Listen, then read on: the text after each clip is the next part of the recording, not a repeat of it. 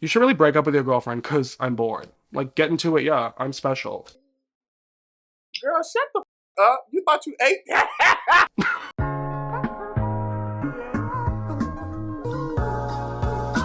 Hey, what's up you guys? Welcome back to another video, or if you're new here, welcome to my channel. My name is Luke. I post commentary, reaction, and deep dive videos on movies, TV shows, and pop culture. So if any of that sounds interesting to you and you enjoy this video, please consider subscribing. Alrighty guys, so today we are going to be getting into some celebrity scandals, some celebrity drama. I haven't done that in a little bit, but back in the day, I definitely did. I actually dug up these old pictures. If you remember back in 2020 in my apartment back then, I had that huge album wall with all of my fave albums. So here are all the albums that I have printed out for Ariana and Doja. This is obviously prior to Planet Her. Otherwise, she would be up there because I love that album. Lizzo is not up here because unfortunately I'm just like not really a fan of Lizzo's music. I mean, I can bop to it here and there, but I am a fan of Ariana Grande and Doja Cat, which is why the news that we are discussing today hits a little bit close to home. But yeah, as you can tell, we're going to be talking about some drama, some news, some scandals that have come out against Ariana Grande, Doja Cat, and Lizzo. Some things we'll be discussing are quite serious, like lawsuits, so we'll save that till the end. Then we've got, you know, some relationship drama, some cheating, which we'll get into, and then we've got some online dissing your fans, that kind of stuff. It's really a wide array, but I felt like I wanted to make this video talking about these three pop girlies because what is going on with the pop stars? I think, you know, coming out of COVID with artists going on tour again, people are pumping out a lot more content. The internet just continues to evolve, TikTok being such a huge thing. I mean, we've always been so invested in celebrities' lives, but it just keeps getting more and more intense as the years go on, and people are so enthralled in social media. People in the celebrities' lives are leaking information to the news outlets and tabloids. You know, Gen Z is really hopping onto stan culture. So many people are making stan accounts. And if you don't know what stan culture and being a stan is, congratulations, you're probably not on Twitter and you're living a really healthy life. But there are kind of like 5 music listeners. There's like the indifferent, like I just don't listen, I don't care. You've got the hater, you've got the casual listener,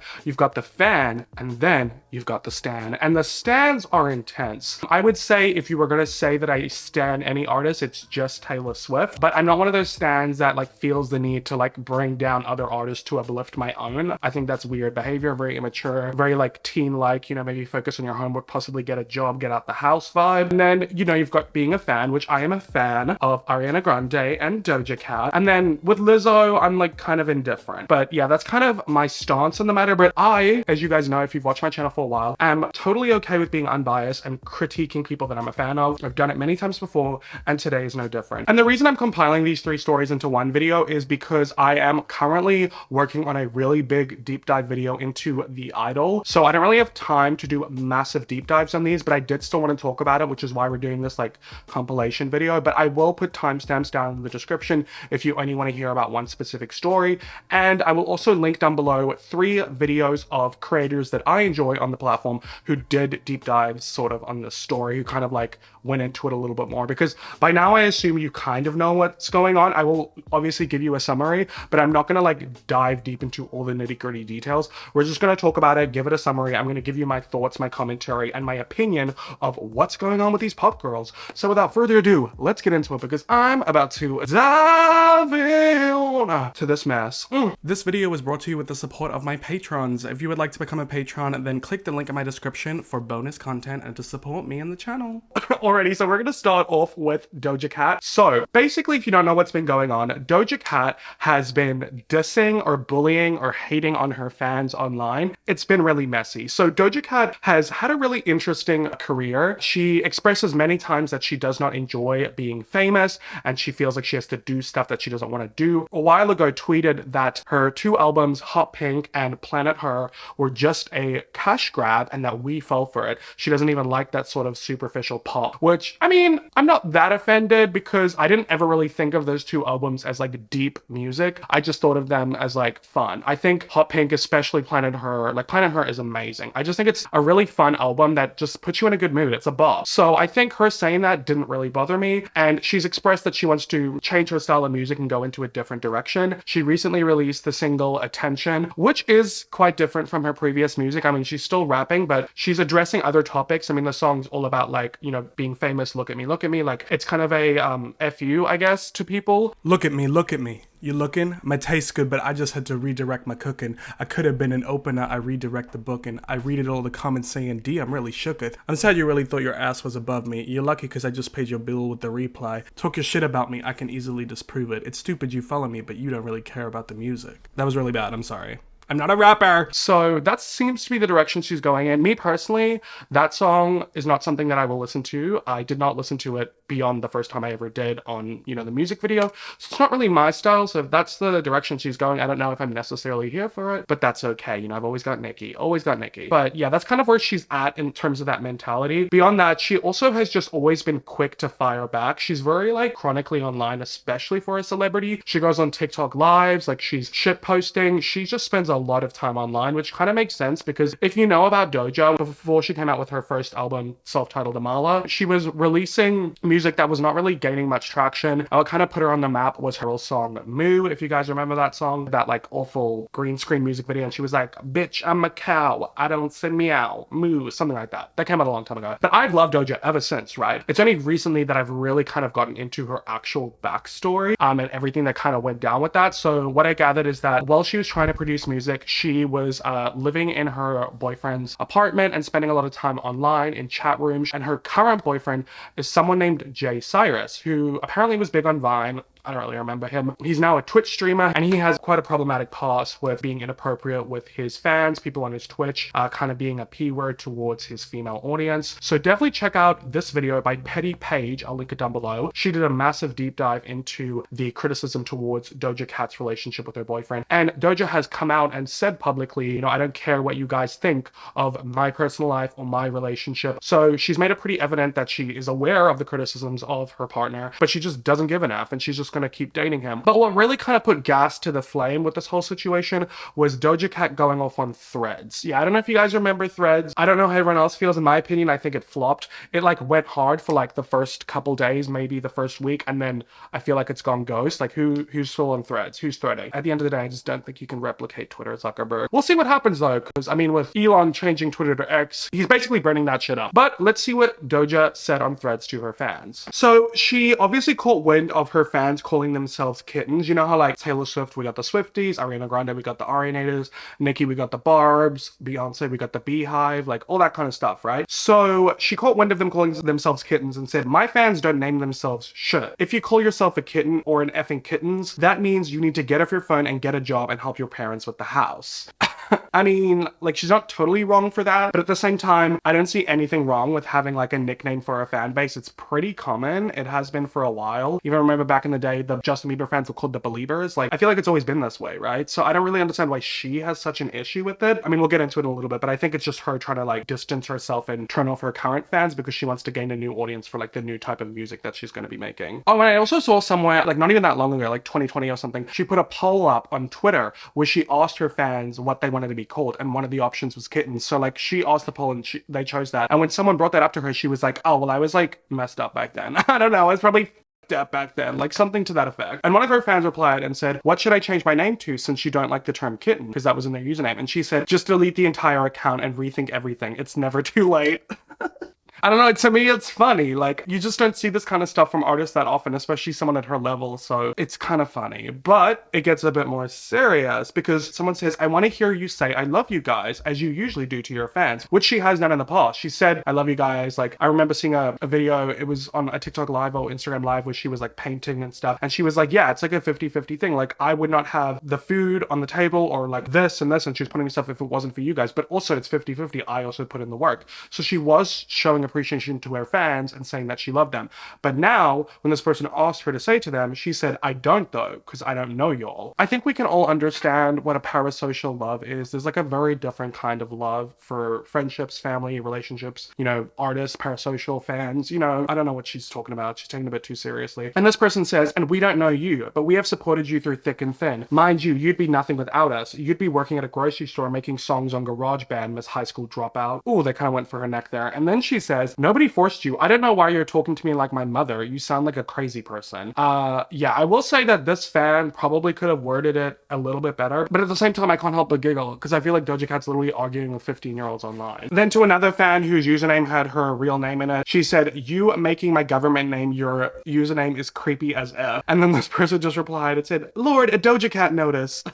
So some people are having fun with it. I think the people who are getting really offended, because there are, she lost 2,000 followers on Threads, and then she just all up deleted the account. So there are clearly people who are upset, like massive Doja Cat fan pages, like, you know, the ones that like report on the news or post pictures or just general fan behavior, deleted their accounts. So a lot of her fans are upset, and I can't help but think it must be the young ones. I feel like grown people, you know, people in their 20s, like the later end of Gen Z, earlier end of millennials, aren't really that upset by this. Me personally, I just feel like it's just Doja being Doja. She has shit posted online for ages. I don't actually think she's not grateful for her fans. I think maybe she was just, you know, not thinking clearly. Maybe she was drunk, high, who knows, and she was just going off on one. She probably regretted it. Maybe that's why she deleted her Threads account. But at the same time, people are thinking that Doja is creating this new character called Scarlet, right? If you saw her covered in blood in the Attention singles cover and also in the music video, people are thinking that she's starting to create this new character to go along with her new sound and her new music, because Doja, you know, she's always been weird, but she was always weird in a different kind of way. It was more like a quirky, like eccentric way, whereas now it's starting to go more into like a creepy, disturbing, Halloween-y kind of way. So I do think she's having a bit of an evolution, which at the end of the day is totally fine. Like, artists have evolutions all the time and change everything up. I just don't understand why Doja feels like she needs to alienate her fan base to go into this next evolution of her career. I feel like she could just make the music, put out the music, and then whoever likes it and stays being a fan of her, and whoever doesn't stops. And then, you know, she can also bring in the new audience at the same time. I don't feel like you need to alienate your previous audience just to bring in a new one. I mean, you may lose some, but like, you don't have to like intentionally try and lose your fans. I don't know. I just think that's weird. That's me personally, but at the same time, I'm not that bothered by this whole Doja situation. I'm still gonna listen to her. I'm gonna bop. So next up, we're gonna talk about Miss Ariana Grande. So, once again, Ariana Grande, like Doja, is someone I've been a fan of since the beginning. I've been watching her since she was on Victorious. I'm not like a huge Arianator like one of my best friends is. I only have the energy and the finances to be a massive stan of one person, and that's Taylor Swift. But I am a fan of Ariana Grande's music. I really do love it. I followed her career through everything that's been going on. I'm not loving the current state that she's in, where she's like promoting her flop makeup brand REM, whatever it's called. I'm sorry guys, it's a flop. When are we all gonna admit it? And then we saw her on The Voice, like that was cute. And then now obviously she's like fully focused on doing the Wicked movies, which is taking up an insane amount of her time because they're doing 2 films and it's also filming in London, and you know, it's a whole big production obviously. So that's taking up a ton of her time, and people have been speculating for ages whenever they see her without her wedding ring if her and her current or ex-husband now, Dalton Gomez, got a divorce. And she would always like, you know, dispel the rumors. One of her TikToks she said, oh, I'm just getting the ring cleaned, don't start divorce rumors. And recently she went to this Wembley tennis game in London, and she was not wearing her wedding ring. She was spotted with 2 men, one of them being Andrew Garfield, the other one being Jonathan something, the guy from Bridgerton, who's actually gay, and people were thinking that she was dating him, and the people were like, guys, he's gay, he's got a husband. Like, this is what I mean by the stan behavior. It's insane. Also to mention, like, can I just say, before it was the Barbs, and I don't know what Cardi stands are called, the Bacardis, I don't really know. Before it was the Barbs and the Bacardis, I was team Barbs, but I was never getting involved in that mess, you know. And now I swear to God, I can't go on Twitter without seeing the Arianators and the Swifties fight. Why are you guys behaving this way? It's so pathetic. Like, please, we need to increase the age restriction for Twitter. Like, it needs to be 18, and you need to be like showing your ID before you can get on that app. I can't with the behavior. And also the beehives, like the beehives, the Swifties and Arianators, you guys are just so mean to each other. It's so unnecessary. Like, they're all great. Moving on. Sorry, I just had to throw in that side tangent because the stans, it's a disease. Get well soon. So so Ariana Grande was at this Wembley game. She was not wearing her wedding ring. This was kind of like the launch, right? So then it comes out, right, that Dalton Gomez and Ariana Grande are divorced. Dalton, who Ariana Grande married in 2021 after being engaged for like 5 months. He was her real estate agent who sold her house. This was like after her and Pete Davidson broke up and were engaged as well. I just remember this era. The Sweetener to Thank You Next pipeline, and then like that section of Ariana Grande's career. Oh my God, it was a hot mess. Swear to God. Like the fact that she wrote a song called Pete on Sweetener, and then her next album like 6 months later is like a breakup album about Pete. Like, it's too much. But I love you, Ariana. We love our messy queen. I love messy pop stars. You know, fun mess. Nothing too Serious. We'll get into it, Lizzo. So Ariana Grande and Dalton Gomez get divorced, right? We see all this stuff on the news, and apparently that they'd actually separated back in January. And what everyone was saying was like, oh, it's just been really difficult for Dalton. Like, he didn't realize how famous she is. Like, he couldn't deal with like the bodyguards and like the fans and the security. I'm sorry. What did you think was gonna happen when you were marrying Ariana Grande? Are you an idiot? Apparently he didn't want her to have security whenever they went out. When it's like her without security or bodyguards is a massive, massive risk to her physical well-being. She could get stuck in a stampede. Anyone could like try and grab her. Like let's use some critical thinking, Dalton. I mean, I'm gonna have like a little bit of understanding for him because he's a real estate agent. He's not like a celebrity. So maybe I can kind of see where he's like not fully grasping that. Unlike Mr. Joe Alwyn, who couldn't deal with Taylor Swift's fame. And I know that Joe Alwyn wasn't super famous, but like you're an actor. People knew who you were. You were with her for 6 years and all of a sudden you were like, the fame's too much. I just can't with these men who get engaged, marry, date these pop stars who are so famous, and the reason they want to separate is because they can't handle their fame. I don't know, to me it seems a bit like fragile masculinity. You can't handle that the woman's like the top dog in the relationship or something. I don't know. Anyway, I'm getting like so sidetracked. Maybe I should like actually pull up my notes so I stop going on like a million tangents. But after the divorce, guys, this is where shit gets messy, okay? It was announced that Ariana and Dalton were getting divorced, and then Ethan Slater, who played SpongeBob in the Broadway musical, who is Ariana Grande's co-star in Wicked, he plays like a munchkin. Seriously, Ari? Ari's playing Glinda, like one of the leads. There's Elphaba and Glinda, the sisters. Like, you guys are familiar with The Wizard of Oz, Wicked origin story, Wicked Witch of the West, So Ariana Grande gets all cozy with this munchkin, and it comes out that they're dating, and like he's also divorcing his wife, who recently had a baby. Like, she's still recovering from giving birth. She moves to London for him so he can be on Wicked, and she's just like at home with the newborn baby, and he's getting it on set with Ariana Grande. So there's no like actual confirmations that adultery was involved, but the timeline is very messy. Like, Ariana Grande divorces Dalton, Ethan Slater divorces his wife, and they're dating like that, and people were saying that they looked cozy on set. I don't know. And what's even messed up as well is that Ariana Grande had like a double date with Ethan and his wife. Oh my god, the mess. It's a little bit too much for me. What does it say? It says, Ariana Grande reportedly took Dalton Gomez on several double dates with Ethan Slater and his estranged wife, Lily J. So then Lily J, Ethan's wife, comes out in an article. She says that Ariana Grande is just not a girl's girl. She says that her family is collateral damage as news broke of her estranged husband, Ethan Slater's budding romance with Wicked co-star Ariana Grande. So they're saying estranged husband. So that leads me to believe like they weren't even divorced yet. He was estranged in the sense where he was like, I don't know, fully separated or like,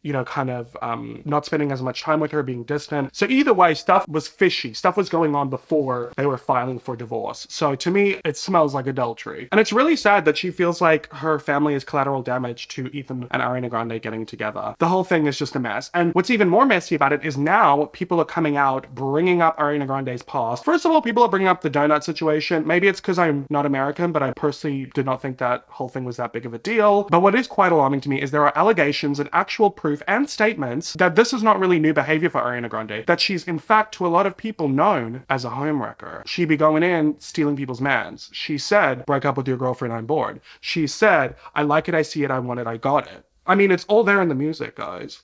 She said, thank you, next. So, let me just read this to you, okay? So we start off with Jai Brooks accuses Ariana Grande for cheating on him with Nathan Sykes in 2013. I don't really know who these two guys are, so I don't really care. That same year, rumors started going around that Mac Miller and his long girlfriend, Nomi, broke up because he cheated on her with Ariana Grande. And these are all coming from the other party, like the person who got cheated on. In 2016, Naya Rivera revealed in her book that Big Sean allegedly cheated on her in 2014 with Ariana Grande when she walked into her house and Ariana Grande was there. Yeah. Okay. In 2018, Mac Miller's ex-girlfriend Noemi revealed on her Tumblr blog that Mac cheated on her again with Ariana Grande in 2016. Okay, she did it twice. In 2018, there were rumors Ariana Grande cheated on Mac with Pete Davidson while Pete was in a relationship with Cassie David. In 2020, Cassie said she found out Pete was cheating on her with Ariana Grande through Instagram. So she's not only like cheating on her partner, she's also being the one that the other person cheats with. Like, she's wrecking other people's homes, wrecking her own homes. Oh god, there's a lot of home wreckage going on here. She might as well be on the Miley Cyrus wrecking ball, just swinging through. In 2019, TMZ reports that Ariana Grande and Big Sean were getting cozy in the studio together while he's dating Gian psycho. So she's like going back to these guys, Big Sean and Mac Miller. She's like going back to them after breaking up. In 2020, Dalton Gomez's ex-girlfriend posted this on her Instagram story, fueling the rumors that Dalton cheated on her with Ariana Grande. When you see your ex with the person they told you not to worry about. Ooh. Okay, so it even allegedly started with her most recent relationship, her marriage. And then obviously now we know about this Ethan stuff. So that's like every guy Ariana Grande has ever dated, is it not? I mean, obviously there's some sort of proof in all of these statements from the people themselves. I'm just going to say all of it's alleged, but it paints a pretty nasty picture. And I do think Ariana Grande is somebody who has been through a lot. I mean, obviously we know about the whole situation in Manchester, which would have left a lot of trauma with her. That would have been very scarring. We also have what happened with Mac Miller's passing and people blaming her for not staying with him. We have her being with Pete through all of his mental struggles. We have her estranged relationship with her father. There's like a lot that Ariana Grande has been through. She's one of those artists where I'm always like, God damn, I hope she's okay, and I worry. And, you know, there's been a lot of people talking about her weight. She has gotten very thin, like where you can see bones. And she made a video about it on TikTok saying, oh, I'm healthy. I was actually unhealthy in the body you compared me to. Like, don't worry about me. I'm all good. Me personally, I don't buy it, but I'm not going to like harp on about it. I don't ever talk about it online. It's her personal thing to be dealing with her friends, her family, and her medical professionals. I don't think it's for us as fans or people online to speculate on and get involved with. I think that's what people don't understand is where the line for a parasocial relationship starts and ends. And I think that's where it ends, you know? And then also, if you notice, Ariana Grande, although beautiful, to me comes across as quite insecure. She's always covering her face in photos or like on stage. She's always changing her appearance, you know, quite a lot. People have accused her of blackfishing, Asian fishing. I don't know if that's what you would call it, but like taking on, adopting different traits from different cultures, you know, whether it's the fashion, the way she speaks, tanning her skin, or like doing her makeup really differently. Either way, it seems like Ariana Grande struggles with her identity and the way she presents herself. And I think that she is a person who is struggling quite a lot with a lot of different things. And I do feel for her in that regard. And, you know, hurt people hurt people. Maybe that's why she is breaking up all these homes or cheating on people. She doesn't have a stable relationship. Maybe her parents didn't have one. Then again, I'm speculating, but I will direct you to a video that I'll link in the description from Zach from the Swiftologist. Love his channel. For me personally, I don't know if this makes me a bad person, but like, even though she's, you know, cheated on all these people or people have cheated with her allegedly, I'm still gonna stream. I'm still gonna listen to the music. Like, if she comes here to Australia, I'm gonna go to the concert. Like, I'm gonna be there opening night for Wicked. Like, I'm still a low-key Arianator, okay? I mean, she didn't cheat on me, so... Anyway, sorry, I just had to be for real. I'm not gonna like pretend that I'm gonna like denounce her music and her stuff now just because of all of this. Like, it's crappy for sure, but like I can't separate the artist from the art to a certain degree. When it starts to like get criminal or like hate speechy, like that's when I bounce. But speaking of, I mean, let's get into Lizzo. This one is the one that shocked me the most, okay? So Lizzo's backup dancers have come together to file a lawsuit against Lizzo and Lizzo's head dance coach for various different things, right? So I'm gonna go over this a little bit. So first of all, the thing that shocked me the most, right? Lizzo was accused of body shaming her backup dancers, saying that they weren't watching what they were eating and they were gaining weight and it could potentially affect them having their job as the backup dancer. Now, the reason this is so shocking is because, I mean, what do we all know Lizzo for, right? Like, she gets trolled on and hated on so much for being plus size online, and she constantly preaches body positivity, body acceptance, all that kind of stuff. She even has like a clothing line for it. So to hear this was wildly shocking for me. To hear that she was judging her backup dancers' weight and body shaming them was insane. I mean, obviously, if they were not doing well or so unhealthy that they lost their fitness and their skill and their talent, they couldn't do the performance, that would be an issue. But they all look great on stage. Like, I don't see any issues with that. And just because someone is plus size does not mean that they cannot perform, right? It's not always an indication of that. So I was quite shocked by this. And then we have kind of some stuff that to me seems like Lizzo's forgetting that she's their boss and not their friend. She took them to the red light district in Amsterdam. They go to all these clubs and there is some stuff that I can't really discuss because YouTube, where they go into this club and she is trying to convince, coerce, make her employees, her backup dancers, eat things that have been inside of people, catch things that have been inside of people, touch people, all these different things. Very disgusting and bizarre. So that was one thing, the harassment of that was also shocking. Then we also have her just creating a hostile work environment. So there were discussions of how she was accusing them of drinking on the job, or basically just, you know, calling them lazy, saying they weren't like fit for the job. And she did this like audition process where she was going to see if they were fit to stay on the job, so that their job security was at risk. And one of the backup dancers said that because of how hostile the environment is, she was too scared to even ask or to go to the bathroom during this audition to keep her job, that she just urinated all over herself. And people would say they were scared to ever speak up, or they felt like if they didn't do the things that they were told to do, you know, at the club, anything that's not even work related, that they felt like they could potentially lose their job. And whenever they would express this to Lizzo's management team, it was kind of met with deaf ears, and they weren't actually taking it seriously. So that's also part of the lawsuit, is like failure to, you know, make change for I don't know, complaints, like stuff like that, you know what I mean? Like they basically no HR, no HR. And then there's also some stuff against the dance coach for Lizzo's team of her basically trying to indoctrinate them into Christianity. I'm so against that. Like I'm okay with people like expressing their religion, obviously, but if you are trying to push your religion onto other people and like indoctrinate them into it, that's where I draw the line. I think it's so problematic. Let people believe in what they want to believe in. Don't try and, you know, bring people in. It's giving cult, okay? So she was doing that with her employees, always preaching God. She always talked about how she was waiting for marriage. And when it was revealed that one of the backup dancers was a virgin, this Christian dance coach, whatever, got so obsessed with it, would not stop talking to her about stuff. And for someone who believed in waiting for marriage, got really inappropriate with her when it came to discussions and jokes about sexual things. So that's insane as well. All in all, this whole thing just is very disappointing. Even though I'm not the biggest fan of Lizzo's music, there are some songs I do enjoy and stuff. I really appreciated what she stood for, and I loved watching videos on TikTok of her at her concerts and the kind things that she would say to her fans. And I guess I just liked the message for the most part. There were a few times where I did think she took it too far, like when she was at some basketball game twerking with her cheeks out and there's like kids present. But beyond that, like, I'm just disappointed in Lizzo, and she did come out with a statement. My work ethic, morals, and respectfulness have been questioned. My character has been criticized. Usually I choose not to respond to false allegations, but these are as unbelievable as they sound and too outrageous to not be addressed. Okay, I mean, they do sound outrageous, but, you know, I've heard crazier things to be true. These sensationalized stories are coming, so sensationalized, so that would mean the stories are true, but you're saying they're sensationalizing them. From former employees who have already been publicly admitted that they were told their behavior on tour was inappropriate and unprofessional. With passion comes hard work and high standards. Sometimes I have to make hard decisions, but it's never my intention to make anyone feel uncomfortable or like they aren't valued as an important part of the team. I'm very open with my sexuality and expressing myself, but I cannot accept or allow people to use that openness to make me out to be something I'm not. I know what it feels like to be body shamed on a daily basis and would absolutely never criticize or terminate an employee because of their weight in this difficult time. Oh. I'm gonna one of her flute videos. I guess kind of what I gather from that is that maybe Lizzo just sees it differently from the backup dancers. I feel like maybe what went down was true, but there are a few things there that could be interpreted differently. So her backup dancers in certain situations might feel like they were being body shamed. Lizzo, you know, she was saying, oh, you know, sometimes we have to make hard decisions, blah, blah, blah. So that's how she sees it. So there's a difference of opinion there. I think maybe the backup dancers saying that they were accused of drinking when they were not. Who knows? Maybe Lizzo just assumes they were based on their behavior.